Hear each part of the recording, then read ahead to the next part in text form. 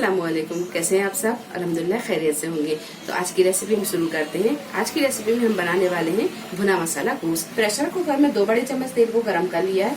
इसमें डालेंगे ये साबुत मसाले, तेज पत्ता, जावित्री, दालचीनी, बड़ी इलायची, लौंग, काली मिर्च, हरी इलायची, ये सारी चीजें डाल देंगे। मसाले जब थोड़े से फ्राई हो जाए तो इसमें डालेंगे 2 मीडियम साइज की प्याज, इसे बारीक काट लिया है। प्याज को हम 1 से 2 मिनट ही फ्राई करेंगे। प्याज को हमने 1 से 2 मिनट अच्छी तरह भून लिया है। अब डालेंगे हम इसमें ये गोश्त। तो हमने गोश्त को 1 किलो लिया है,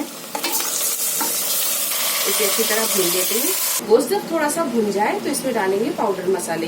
तो ½ टीस्पून हल्दी पाउडर, 1 टीस्पून नमक, 2 टेबलस्पून धनिया पाउडर, 1 टीस्पून लाल मिर्च पाउडर और 1 टीस्पून कश्मीरी लाल मिर्च, ½ टीस्पून पिसा हुआ गरम मसाला, ½ टीस्पून भुना कुटा जीरा, ये सारी चीजें डाल देंगे।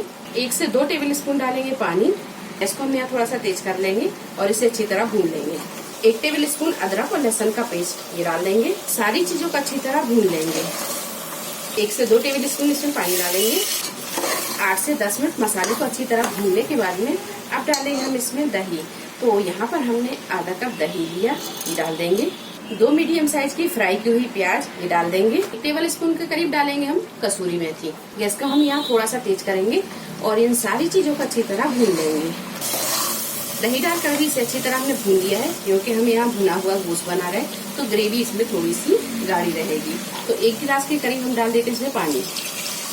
1 गिलास के करीब हमने पानी डाल दिया और ग्रेवी आप देख सकते हैं कि थोड़ी सी गाढ़ी है। तो इसमें हम थोड़ा सा पानी और डालेंगे, क्योंकि अभी हमें गोश्त को गलाना भी है। तो यहाँ हमने 1.25 गिलास के करीब पानी डाल दिया है। अब लगा देते हैं हम इसका ढक्कन और फुल फ्लेम पर 2 से 3 सीटी आने देंगे। इसके बाद हम गैस को मद्दा कर देंगे और मध्य फ्लेम पर 8 से 10 मिनट इसे पकने देंगे और फिर गैस को बंद कर देंगे और इसे अपने आप ठंडा होने देंगे।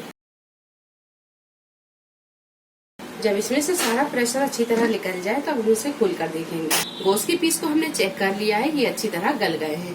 तो अब डाल देंगे हम इसमें बारीक कटा हुआ हरा धनिया। भुना मसाला गोश्त बनकर तैयार है। वीडियो पसंद आई तो इसे लाइक और शेयर करें, मेरे चैनल को सब्सक्राइब करें। तो अगली एक नई रेसिपी के साथ फिर हाजिर होते हैं। तब तक आप अपना ख्याल रखें। अल्लाह हाफिज।